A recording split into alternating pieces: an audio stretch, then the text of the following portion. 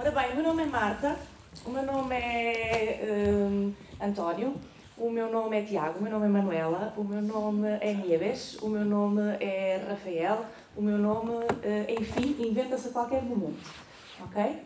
Eu vinha para vos contar coisas muito sérias, mas só me apetece dizer isto. Eu tenho muitos namorados. Muitos deles já não vivem. Namoro com eles por livro. E eu hoje, durante o dia todo e ontem, tive vontade de ter comigo 3 ou 4 namorados muito importantes. Não contem isto a ninguém.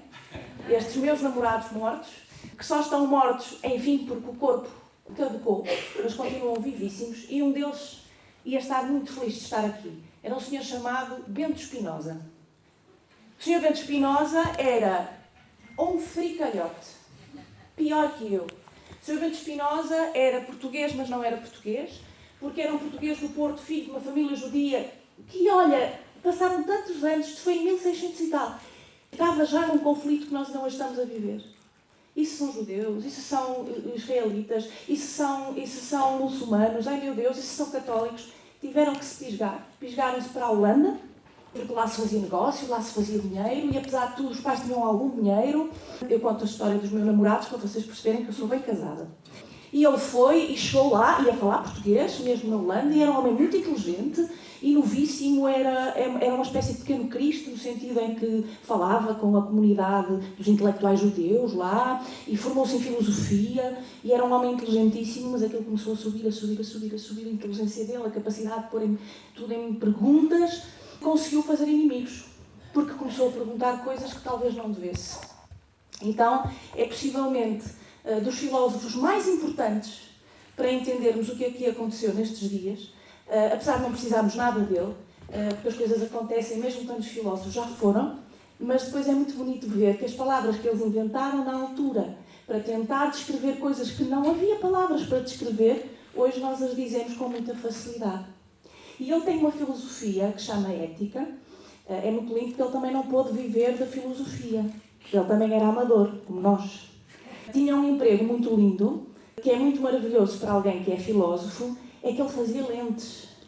Portanto, ele polia o nosso olhar. Parece distante do que ele fazia como filósofo, mas na verdade era muito próximo. Ele foi ameaçado, ele foi perseguido. O que é que ele estava a dizer? Disseram que ele era ateu, que não acreditava em Deus. Meu Deus! Quiseram-lhe tirar a cabeça, quiseram-lhe tirar tudo. Ele teve que fugir. Enfim, estão a ver que uma filosofia é uma coisa perigosa. E ele tinha umas categorias, que eram assim uns nomes grandes, para os pensamentos que deviam reger o mundo. E ele usou as mesmas palavras há 450, 500 anos. Vocês hoje dizem, e vocês hoje são espinosistas, profundamente filosóficos, e só estão a saber agora que vos estou a falar do meu namoro. Porque ele dizia, a qualidade suprema de que estamos perante a verdade é a alegria. Mas a alegria não é andar aos saltos tipo João Baião. Isso é a festa, isso é o júbilo, isso é o para fora. Duas pessoas que se amam e que discutem, porque estão a construir qualquer coisa, podem estar num processo alegre. Porquê? Porque aquilo é poético, porque aquilo está a produzir alguma coisa no caminho do bem dos dois. Duas crianças que perdem 2 horas a discutir se é melhor uma xicla de banana ou uma xicla de morango, chateadíssimas, estão numa proposição alegre, estão na alegria, estão a fazer um laço em que a dissidência, em que a discordância, em vez de ferir o laço, faz o laço. A gente só disputa a sério com quem se preocupa. Encontrar lugares onde eu possa decidir, possa dizer não concordo contigo e não sentir perigo, isso é um laço de qualidade. Isso é alegria. Portanto, a alegria não é aquela coisa para fora. Às vezes, poder chorar num sítio tranquilo é uma manifestação de alegria. É tal prova dos 9 que o nosso amigo brasileiro, poeta, também chegou lá. Ele também era espinosista e não sabia. E, portanto, o que é que eu hoje vos venho dizer? Chamaram-me a mim para vir ver. E eu só pensei nos meus namorados. Este foi o primeiro. Portanto, vocês são a alegria que Spinoza, há 400 anos, desenhou. Portanto, sintam-se uma obra filosófica cumprida. Ok? Olhai a responsabilidade. Por outro lado, ele usava outra palavra também muito importante para ele, que era o afeto. Ele dizia que toda a relação de conhecimento com o mundo tem a ver com como é que eu afeto ou me deixo afetar. Se eu tenho muita sensibilidade, eu tenho uma grande capacidade de ser afetada.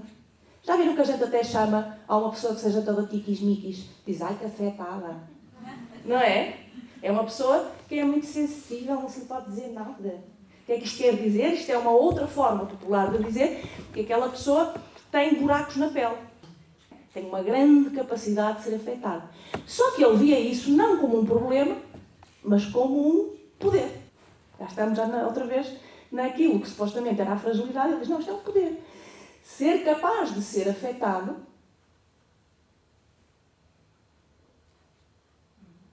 este silêncio, por exemplo, há gente a quem não incomodou nada. Há gente que ficou irritadíssima. Quem ficou afetado por este silêncio pode estabelecer uma relação com ele. A quem passou despercebido, porque adormeceu, porque está a ver as horas para ver a bola, ok? Não pode relacionar-se com ele. Portanto, ser afetado é bom. É bom, não é por ser bom, é moralmente. Tipo, é bom porque é bonzinho do coração, porque tem bons sentimentos. Não, é bom porque tem potência.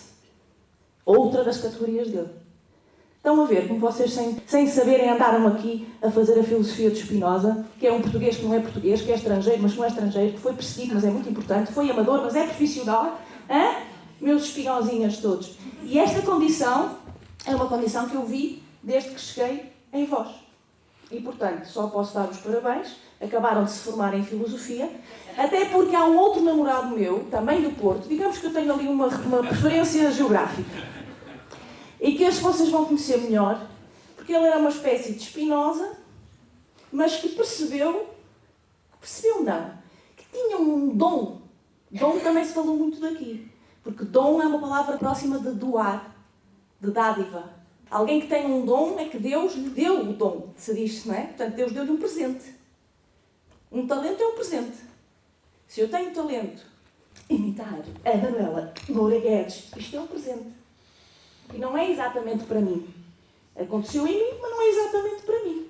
Como a capacidade de cozinhar, ou a capacidade de assobiar.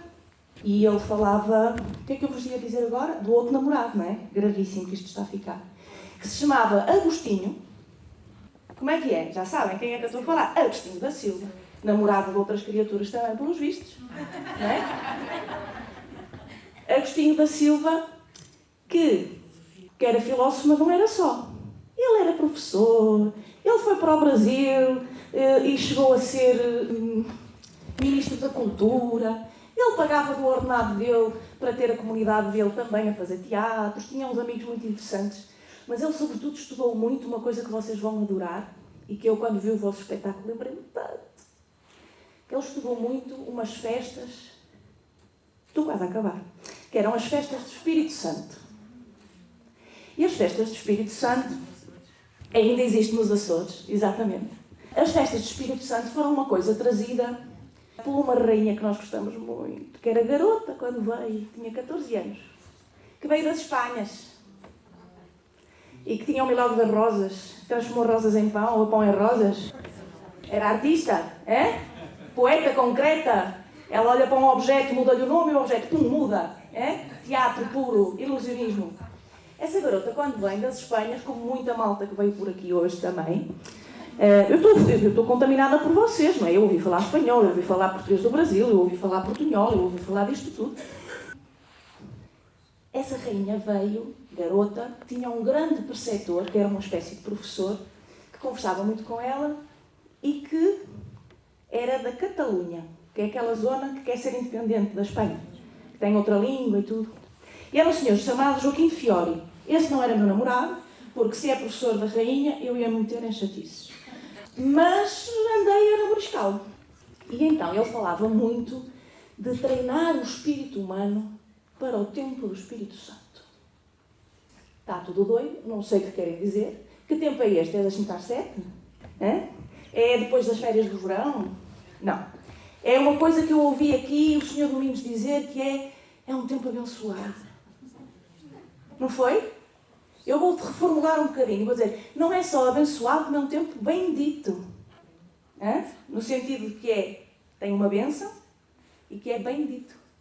Porque é dito bem pela vossa boca toda, desde que eu cheguei aqui. Conseguir que alguma coisa seja abençoada sem a gente ter que se prostrar aos pés de Deus algum que nos castigue, Senhor, o que a gente conseguiu. A gente fez, sem saber, um treino destes que a Rainha Santa Isabel trouxe para Portugal, chamado Treino do Espírito Santo. Sabe o que era o Treino do Espírito Santo? Então, dizia este Joaquim de Fiori que era preciso o povo treinar para o mundo cá de vir, porque nesse mundo cá de vir não vai haver doenças, não vai haver maldade, não vai haver má velhice, a morte vai ser bem dançada, é uma espécie de utopia, é uma espécie de céu. E que esse céu vai acontecer na Terra.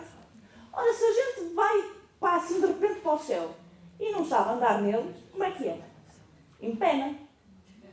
Não sabe funcionar. É preciso aprender a andar no céu. Ora, como é que se aprende a andar no céu? Uma coisa muito parecida com o que vocês andavam a fazer estes 3 anos. É uma espécie de escola de céu. Malandregos. Eu é que tenho namorados e vocês é que andam a treinar para o céu. Faziam uma procissão, uma vez por ano, e esse dia era o dia do treino para o mundo do Espírito Santo. E em que é que consistia? Primeira coisa, simbolicamente, uma criança era nomeada rei. Virava-se o mundo ao contrário. Quem manda, os reis não são os velhos sábios de barbas.